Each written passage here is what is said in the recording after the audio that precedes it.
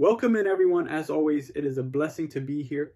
And what a day to be covering this market, because today might be one of the biggest news days we have had all year. SpaceX just went public and Elon Musk became the world's first trillionaire. A major crypto bill is moving through the Senate. A major global bank just called the bottom. And all of this is happening while fear in this market is at rock bottom. So grab a coffee, settle in, because we are going to go through the entire news cycle story by story and then break down the coins this channel actually cares about. Let's get into it. As always, the first thing I do is pull up CoinMarketCap and just read the board.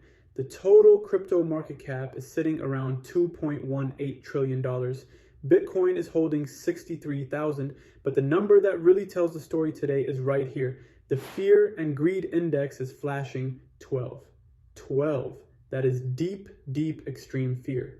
The mood out there is so bad that the headlines are literally asking if crypto is dead, with the fear and greed index hitting critical lows as panic spreads.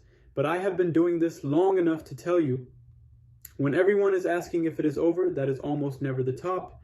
It is usually the bottom. Fear like this is the market quietly handing you a discount while everybody else is too scared to take it. So let's talk about what is actually moving the world today, starting with the biggest one. SpaceX went public. The surge on its debut made Elon Musk the world's first trillionaire, and it instantly became one of the largest listings in history. But here is the part that matters for us. Before the stock even opened on Wall Street, a tokenized version of that IPO drew over $550 million on Binance. Let that sink in. Crypto rails were front-running Wall Street on price discovery for the biggest IPO of the year. That is not a toy anymore. That is the future of how markets settle, and it is being built on the exact technology we talk about on this channel. Now, part of the reason fear is so high is the macro backdrop. We have had Trump and Iran tensions rattling markets all week, oil swinging around, before signs of a ceasefire deal started to calm things down. That uncertainty is exactly what is dragging on stocks and crypto together. But underneath that fear, look at this next story, because almost nobody is pricing it in. The Clarity Act, the big United States crypto market structure bill, just cleared a major hurdle in the Senate. Analysts are calling it a potential $10 trillion catalyst for the crypto economy, and they are warning that the market is massively underpricing what it means. So while everyone panics about today's candle, the single biggest piece of regulatory clarity in years is quietly moving forward. And on the data side, here is the signal I am watching most. On chain, we are seeing what analysts are calling intense capitulation. Right now, around 8 million Bitcoin and the bulk of the entire Ethereum supply are sitting at a loss. I know that sounds scary, but listen, that is what a bottom actually looks like. Capitulation is the moment the weak hands finally give up and the coins move to stronger hands. It is painful, but it is historically the best risk-reward zone there is. And that brings me to the biggest crypto headline today. Standard Chartered, a major global bank, came right out and called the bottom. Their head of digital asset research said, Bitcoin's drop to roughly $59,000 marked the low for this entire cycle. Let me scroll into the actual story. They point to easing selling pressure, improving macro, and renewed institutional demand. And look at this line right here. Winter is over, welcome back to crypto spring. That is a major global bank saying the low is in. Now, in fairness, not everyone agrees, and I always want to show you both sides. CoinDesk put out a piece arguing there is one simple way to tell whether Bitcoin has really bottomed, and by their measure, it has not quite confirmed yet. So you have got a major bank saying the bottom is in, and respected analysts saying not so fast. That is exactly why we look at the chart ourselves. Let's pull up Bitcoin. You can see this flush right down to 59,000, and then this recovery back to 63.5. So here is my read. The cycle low, the bottom that buyers defended, sits right down here near 59,000. Resistance is up at 68. As long as buyers keep defending this zone, I am projecting a pushback toward that resistance. If we lose 59,000, I will be the first to tell you the thesis changed. And here is the thing about that fear. While retail panics, the institutions are doing the opposite. Look at this. BlackRock just filed to list its Bitcoin income ETF with the debut expected as soon as next week. The biggest asset manager in the world is not running away. They are building new products to bring even more money in. And it is not just them. Over in Japan, Metaplanet just bought Siiibo Securities to accelerate its Bitcoin financial ecosystem plans. That is corporate adoption speeding up right in the middle of maximum fear. A couple more quick hits from the cycle. The Central Bank of Russia moved to restrict retail investors to just Bitcoin, Ethereum, and USDT. Now that sounds restrictive, but notice which assets even a cautious regulator names as the legitimate ones. And on the innovation side, Coinbase just launched a tool that lets AI agents hold accounts and make payments and trade crypto on your behalf. The rails keep getting built, fear or no fear.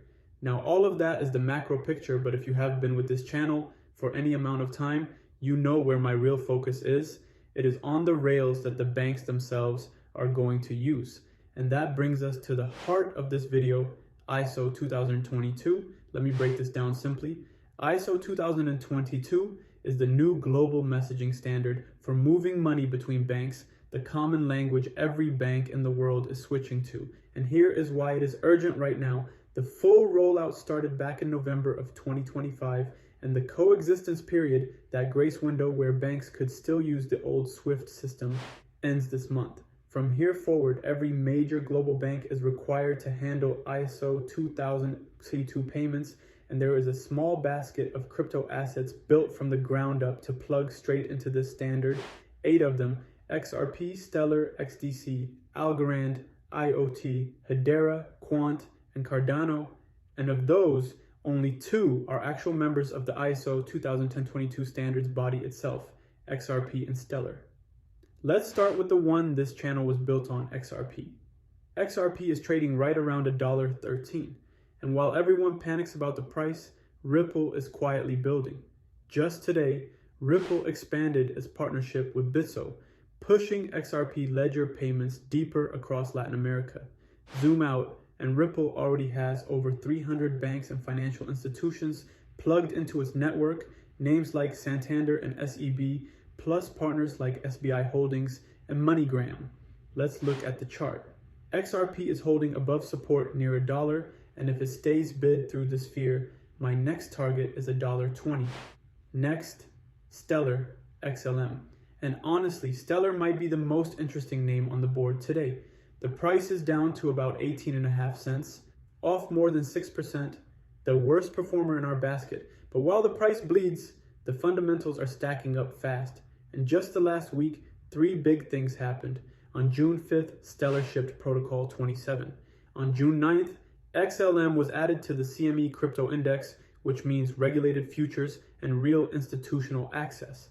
And on June 10th, Stellar laid out a quantum defense plan, a roadmap to make the network quantum resistant by 2027, a token that is a member of the ISO 2022 body, getting CME rails, future-proofing against quantum computing on sale because the whole market is scared.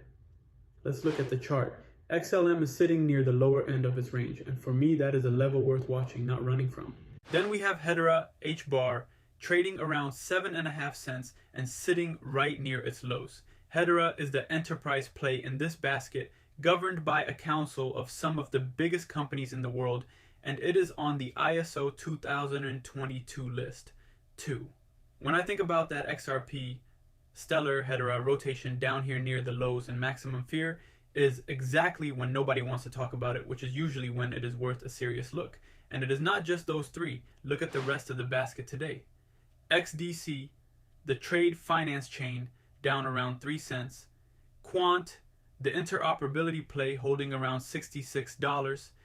Algorand, near 8.5 cents. And IOTA, down near 4.5 cents. Every single ISO 2022 name is red today, on sale at the very same time, right as the SWIFT deadline that matters most for them is landing. And I cannot do a full breakdown without one of the most underrated plays out there, Proton, the XPR network. This is a name that has done really well for this channel, and the team is still shipping. XPR is trading at a fraction of a cent, which tells you how early and overlooked it still is. But the founders, Marshall Hayner and Glenn Marian, have a real roadmap for 2026.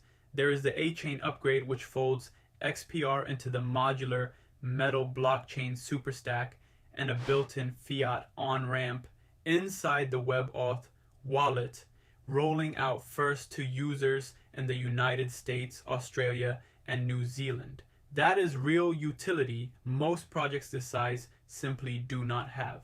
So let's zoom all the way out and put the whole picture together. The fear and greed index is at 12. SpaceX just proved crypto rails can front-run Wall Street. A $10 trillion crypto bill is moving through the Senate. On-chain capitulation is flushing out the weak hands. A major bank just called the bottom. Institutions like BlackRock are still buying, and the ISO 2122 deadline that this whole basket was built for is landing this month. And every one of these names is trading red on sale while everyone else is too scared to look. I have said it before and I will say it again. Fortunes are made when everyone else is fearful. The technology does not care about today's candle. The banks are still switching, the deadline is still coming, and these rails are still being built. Now you know the drill. This is not financial advice. It is just me sharing how I read the board, and you should always do your own research before you make any move. But I know which side of this I want to be standing on.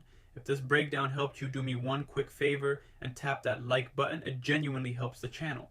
Subscribe and ring the bell so you never miss one of these, because I am covering this ISO 2022 story all the way through. And drop a comment, tell me which one you are watching closest. XRP, Stellar, Hedera, or Proton. I read every single one. Until next time, stay patient, stay focused, and I'll see you in the next one. God bless.